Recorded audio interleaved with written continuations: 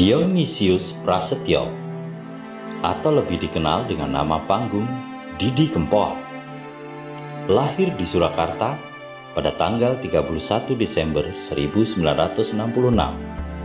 dan meninggal dunia di Surakarta pada tanggal 5 Mei 2020 di umurnya 53 tahun. Beliau adalah seorang penyanyi dan pencipta lagu campursari dan congdut dari Surakarta. Didi Kempot merupakan putra dari seniman tradisional terkenal, Ranto Edi Gudel, yang lebih dikenal dengan Mbah Ranto. Didi Kempot merupakan adik kandung dari Mamik Prakoso, pelawak senior Sri Mulat. Publik lebih mengenal Didi Kempot sebagai maestro campursari dan penulis lagu yang populer. Ia memulai karirnya sebagai musisi jalanan di kota Surakarta sejak 1984 hingga 1986. Kemudian mengadu nasib ke Jakarta pada tahun 1987 hingga 1989. Nama Didi Kempot merupakan singkatan dari kelompok pengamen trotoar grup musik asal Surakarta yang membawa ia hijrah ke Jakarta. Hampir sebagian lagu yang ditulisnya bertemakan patah hati dan kehilangan. Alasan sengaja memilih tema tersebut karena rata-rata orang pernah mengalaminya dan ingin dekat dengan masyarakat. Juga menjadi alasan Didi Kempot menggunakan nama-nama tempat sebagai judul atau lirik lagunya.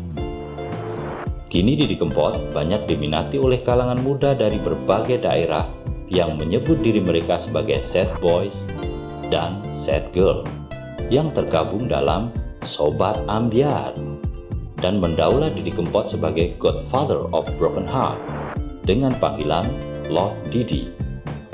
Julukan itu berawal dari lagu-lagu Didi Kempot yang hampir semuanya menceritakan tentang kesedihan dan kisah patah hati. Didi Kempot memulai karirnya pada tahun 1984 sebagai musisi jalanan dengan alat musik ukulele dan kendang. Didi Kempot mulai mengamen di kota kelahirannya Surakarta selama 3 tahun. Pada tahun 1987, Didi Kempot memulai karirnya di Jakarta.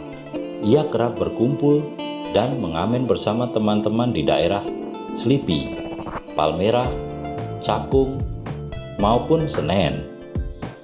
Dari situ, julukan Kempot yang merupakan kependekan dari kelompok pengamen trotoar terbentuk yang menjadi nama panggung hingga saat ini. Sembari mengamen di Jakarta, Didi Kempot dan temannya mencoba rekaman. Kemudian mereka menitipkan kaset rekaman ke beberapa studio musik di Jakarta. Setelah beberapa kali gagal, akhirnya mereka berhasil menarik perhatian label Musika Studios, tepat di tahun 1989. Didi Kempot mulai meluncurkan album pertamanya. Salah satu lagu andalan di album tersebut adalah Citro. Lagu Citro diangkat dari kisah asmara Didi yang pernah gagal. Jalinan asmara yang dijalani bersama kekasih tidak disetujui oleh. Itulah yang membuat lagu Citro begitu menyentuh hingga membuat pendengar terbawa perasaan. Sejak saat itu, Didi Kempot mulai sering menulis lagi bertema patah hati. Pada tahun 1993, Didi Kempot mulai tampil di luar negeri, tepatnya di Suriname. Lagu Cidro yang dibawakan sukses meningkatkan pamornya sebagai musisi terkenal di Suriname. Setelah Suriname, Didi Kempot lanjut menginjakan kakinya di Eropa. Pada tahun 1996, ia mulai menggarap dan merekam lagu berjudul Layang Kangen di Rotterdam, Belanda. Kemudian Didi Kempot pulang ke Indonesia pada 1998 untuk memulai kembali profesinya sebagai musisi. Tak lama setelah pulang kampung, pada awal era reformasi, ia mengeluarkan lagu berjudul Stasiun Balapan. Kembalinya Didi Kempot ke Indonesia ternyata membuat karirnya semakin populer. Hal itu dibuktikan dengan keluarnya lagu-lagu baru di awal tahun 2000-an. Didi Kempot kembali terkenal setelah mengeluarkan lagu berjudul Kalung Emas pada tahun 2013 dan Suketeki pada tahun 2016. Lagu tersebut mendapatkan apresiasi yang tinggi di warga Indonesia.